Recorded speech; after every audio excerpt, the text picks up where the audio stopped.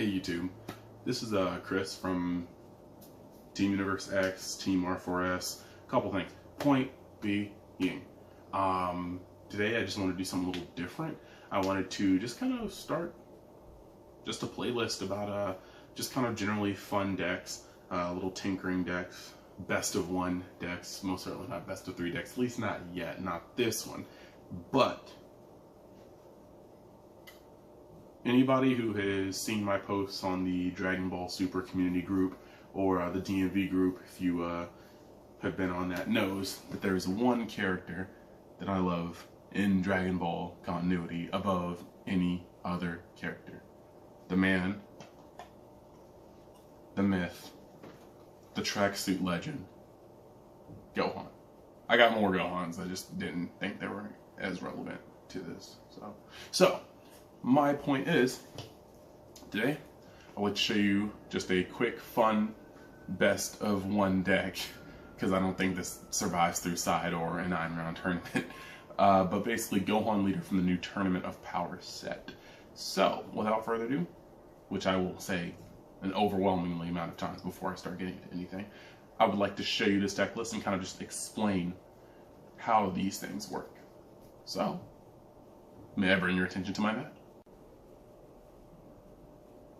Alrighty then. So, for anybody that doesn't know, most of the ToP leaders are untapped 2 energy when they awaken. Gohan, however, says that first off, he's a Universe 7 warrior of Universe 7, which this means is that as long as your battle card has, I'm sorry if this vibrates, we've got a cat playing with the stand. I have like a couple cats, my girlfriend has a couple cats, they're kind of growing on me. Point being, you have a Warrior of Universe 7, so as long as your battle card has the Universe 7 tag and its character trait, you do not have to pay specified color costs. And let me actually rephrase that. You do not have to pay the specific colors. So, per se, this guy, 1-drop Goku, he's normally 1-drop in that color being blue, but if you have a leader with Warrior of Universe 7, you just pay 1 of any color. It's essentially 1 colorless, and that's how this deck actually functions. On his front side, auto, once per turn, if you combo with a Universe 7 battle card from your battle area, you draw 2. When he's at 4 or less life, you can untap 2 energy and flip him over. Almost exactly the same. Still has Universe or Warrior of Universe 7. Still needs to combo from the battlefield the Universe 7 battle card to draw 2. However, you can also combo with tapped creatures, allowing you to have extremely powerful all-ins with this guy. So, pros and cons already. You have to get the creature to the battlefield, or the battle card to the battle area, in order to, be able to combo with them. That makes your 1-drops incredibly potent because they have the least investment, but the most to gain. You gain 2 cards off of it, and cards like Goku, Ready to Fight Son Goku, you net a card off the top of your deck, then you swing and chomp them for 2 more cards. It's a huge plus. However, this is not like Golden Frieza. You can't just be stationary and build up your hand without interacting with your opponent. So you can't really build him as a control deck. I feel like he has to be kind of a rush down to an extent. So, with the leader out of the way, let's move on to the next cards. First, arguably the glue that holds this entire deck together. Ready to Fight Son Goku. So, of course, you play him, you look at the top 3 cards of your deck, and you may take up to 1 Universe 7 battle card. Or, in the case of the extra card because it has Universe 7 as part of its key text, and add it to your hand. This guy is the plus monster. You play him, you look at your top 3, you add a single card, you swing, you combo with him, you draw 2 cards. Automatically, if you start off with 6 cards in hand, you neg 1 to play him, he replaces himself unless he whiffs, you swing, you get 2 more. And so you just went up 2 cards. He's just the largest plus in this deck in general. Second, Roshi. I go over this logic all the time. While Frieza draws more consistently and also doesn't have to interact with your opponent, which is the best part. You don't have to give your opponent cards. This deck does things with your cards that normally they'd already be done with. You use your Goku to search. What are you doing him after, or with him after, except being a 5k combo? In this deck, you draw 2. Use Roshi to negate. What are you doing with him afterwards? You just, draw 2 with this later. So he kind of does a lot with the cards that would normally already be spent. For the super combos, nobody needs to really know what a super combo does. The thing about the ToP super combos, though, are that they generally draw at 5 life or less, allowing them to be a little more versatile. At the same time, this deck has the ability to spew heaping hot loads of trash at your opponent, and by trash I mean Universe 7 cards, because most of them are fairly low impact. And when you plop this guy on the field and swing and combo with him, he will actually draw you 3 cards, 1 for his effect, 2 for Gohan's effect. So he's another one of the late game pluses, or mid to late game pluses. Seems like Goku cards in this deck just plus the hardest. 4, Tracksuit Gohan. He out here. Now, Tracksuit Gohan is special in the fact that he allows you to play off the top 7 of your deck instead of your hand. So if you're already building a hand and you start using Gohan to play from your deck, you're not minusing. And when you start using, per se, I mean, you have 7, 8, 9, let's say you have 9 cards in hand, and you look at your top 7 from your deck and you find a Ready to Fight Son Goku, play him, go up to 10 cards in hand, swing, combo with them, go up to 12 cards in hand. You're just riding the plus train. Now, as I said, you're usually drawing trash because most of these cards are trash, but you're still drawing your ass off, and I think that's actually something to be noted.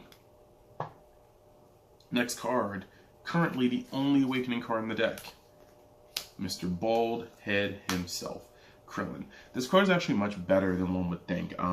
He comes to board, he can kill all sorts of things. The little blockers, revenge blockers, veggie pieces. He's actually just better than most people would think. And he also awakens you while doing it. So, I mean, he's a little harder to combo with because nobody wants to pay 3 energy for something and then combo with it. But if you were to, he still is giving you 3 cards. 1 from your life, 2 from the top of your deck.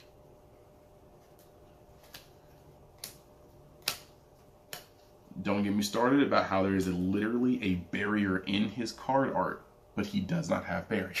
But this is Android 17. I wish he had barrier. We're probably getting a tournament pack, or tournament power set 2 because it's missing a lot of cards like God, Topo. Point being, we need an Android 17 with barrier. This is not it, even though his name is Energy Freaking Guard Android 17 with a barrier in his photo. Point being, he's an attacker and a defender. You can swing with him, and at the end phase, he untaps. That is what he's meant to do. You plop him on the field and whatnot. Now, I know so far, it looks like there's just a lot of 3 costs with no real way to accelerate them on board, and that is what we're going to get into next. But this is Focus Mind, John Wicklow, or John Wicklow defense form. Point being, he's a blocker. When you have 4 more energy, he goes up to 20k on your opponent's turn, and he has barrier. So there's a lot of good things with him. You need blockers, and preferably blockers with barrier, now that people are trying to cheese decks with the secret rare, because you block him, and, that's just essentially his push for that turn. Then, the key to making this deck work. Big boy results of training Son Gohan. Now, the first thing I'm going to get to is that they gypped this boy of being an SR. I know everybody was freaking out about Beerus when he came out, but if you notice, Red, Prince of Universe 7 Vegeta, Prince of Saiyans Universe 7 Vegeta, whatever, the Emperor of Universe 7 Frieza, Universe 7's Hope, Goku, whatever, they all require you to have a colored leader, whether it be red, yellow, green. And then you look at Beerus, who's just generic. But you look at this guy, and he requires you to have a blue leader. And he fits more in tune as a contestant of Universe 7 than Beerus. So, I don't know what they were trying to do. Maybe they wanted Beerus not to be on a rarity during draft or something. But they put this guy at rare instead of SR, and that makes my penis soft and sad. But, he's a great card. You can evolve him on a Gohan for 4. And when you do evolve him on a Gohan, you can choose up to 3 Universe 7 in your hand and drop them onto the board, as long as their costs are 3 or less. And so with the spread I just showed you, you can drop multiple Krillins for quick awakening and destruction. You can drop Android 17s and Piccolos for barrier. You can drop just the you can drop the Gohans. Sometimes you'll just drop 2 cards that'll advance your board and a Gohan. That way you have a new Gohan on board to check your top 7. But if you want to expand again, you don't have to get rid of one of your triple strikes to go into another one. You can have 2 of them on board. His other keen effect is that when you swing with him and you combo 2 or more Universe 7 from the battlefield, he actually just gains triple strike. And that is insane. So, and actually, I apologize. You don't even have to combo from the battlefield. He just says if there are 2 or more Universe 7s in your combo area, he gains triple strike. So you build up a hand with Gohan, and you have these nasty triple striking threats. Of course, we all know that's weak to Shugash. He's actually even weak to Kale coming off of Shugash. But I mean, against other decks, it can be particularly brutal. Next, we are going to go into our cheese suite. What I mean by that is the cards that everybody knows, but hey, a 5-card win con is not bad. So we got 2 of these bad boys. Just Super Saiyan Blue Spear Bomb Goku comes down for 5. You can pay 2 life to untap 1 mana, and he gains 10,000 attack. Pretty savage. But yeah, it's like when you play this card, draw 1 card, and you put 1 energy untapped, then you can pay 2 life to just gain 10,000. He's meant to pump the secret rare, but he's also meant to fully set up for it. You untap a mana, you draw a card, you feel your hand. There's all sorts of nice little things. Next, the next level of cheese. Universe 7's Hope, or Son Goku, the Hope of Universe 7. We all really know he's not doing anything really in this deck. He is a triple strike crit, so if you don't have the secret rare, you can always try to bully them out of some valuable cards. I mean, he is 35k, but he is just the road, the avenue to the main cheese, the secret rare. Son Goku, the Awakened Power. Victory Strike, motherfuck himself. He cannot be countered, his effect nor his attack. He starts at 45. You are swinging with him for big damage, and if he touches your opponent, if the attack goes through, he is ending the game, literally, because of Victory Strike's keyword. He's weak to Shugesh, he's weak to blockers, he's weak to Vegeta's surprise attack with said blockers. If the way is cleared, use him. Now, Krillin can sometimes really bait out some of those things. Let me just screw over your stuff and do this. Also, you have plenty of threats to bait out Shugesh with. If you swing with this dude and he's triple strike, they're gonna probably use a Shugesh explosive Son Goku. So, most of this deck is meant to bait out all the negates and the Shugashes and whatnot through Rush. But against a deck that isn't yellow, this deck is incredibly annoying to deal with, because generally I'm going to swing at you with a secret rare and you're not going to be able to fade it. Especially since my leader makes it so that I can combo with everything that's tapped. Next parts are the auxiliary parts. 4 unyielding Trunks, because this deck makes a lot of on-curve plays. Whether it be playing Goku or Gohan, meditating Gohan on turn 3, whether it be playing Results of Training Gohan on turn 4, or whether you just need the extra oomph without taking, waiting till turn 6. If you just need the oomph and you instantly turn 5 and you have one of these, you can get it off with Goku. You can untap your mana and able to go into it.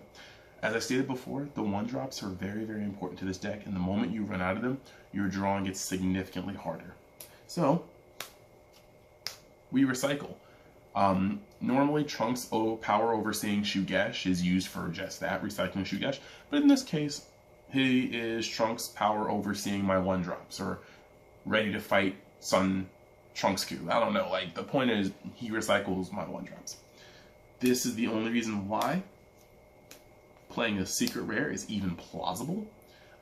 These are 4 1-drop search top 7 cards, along with your 3 or your 4 search top 3 cards, along with the massive amounts of draw you're going to get from the leader. This is why the secret rare is even plausible. And then we have 2 Whis Coercions, because we already run Master Roshis. So, of course, it's pretty simple. I pretty much explained the premise of the deck right there. It's not really that hard. Turns 1, 2, and 3, you're setting up the board. Turn 4, you're flooding the board. Turn 5, in past, you were flooding the board, possibly dropping the secret rare, and just making life a little annoying with how much you're coming at with. You can actually deck out a fair amount of times in this, but like I said, I mean, turn 1s, you got these. You can negate with these if you need to get the draws, but normally getting these are good. Once you've already played your assortment of Ready Strike Son Gokus and Master Roshis and Universe 7, don't get on that table. I'm sorry, I'm talking to a cat. Don't get on that table. So once you've played your assortment of these and gotten your draws off, you can start playing these to recycle these, or these if you have an aggro-centric deck like that uses crit like Mass Saiyan or Vegeta that you need to circumvene. And then once you're at turn 4 or turn 3, ideally every turn 3 you are playing this dude. You need him on the field. He extends your plays, and that's where some of the things get from there. You're drawing your cards. If you have one of these in your hand, you can do silly stuff like activate Gohan's effect, look at top 10, or like top 7, I found this. Search for a better piece to drop with Gohan. Swing with your leader. Unyielding. Combo with Trunks and the Goku. You're drawing 2, you're untapping a mana. You're back at 4. Evolve for this guy, and then just build your pillow for it. Put a blocker down. Put another blocker down. Put a Krillin down. Kill something that they own in exchange for, one of your life. Oh, big whoop. Get closer to Awakening. Or drop double Krillin and 1 blocker and Awaken if you're at 6. Or drop triple Krillin. It really depends on what your search is panned out and what your life is at. And then, of course, everybody knows what it looks like because it's kind of been what's all on tap. But whenever you feel like you can pull the toaster out the holster, 1, a 2, a 3. And that is how many licks it takes to get to the center of the Tootsie Roll. Pop. Game. Unless they have Shugesh Explosives on Goku, which is a major oversight to this deck strategy. But, that being said, that was my Gohan deck profile. I hope that you guys liked it. I hope that you guys may try it out. If you go on untap, you're probably going to have a bad time because most of the field is yellow. I still play it because I just simply like Gohan. I mean, of course. But I think it's fun to take the locals. I think it is fun to see them get flooded by a lot of stuff. And I like its versatility and the fact that once you get to 4 mana, you can just crap out blockers, crap out small destruction, crap out weenies, get the offense going, and you can only swing at them with triple strike so many times before they don't have enough cards to combo even over 50, much less the 100 something you're going to put Secret Rare Boy at. So yeah, if you guys have any questions, put this in the comments. Remember to like, comment, subscribe, hit the notifications. I'm trying to have this channel grow. I'd love to put out more content. I just need to get motivated. But yeah, besides that, this is Chris signing out.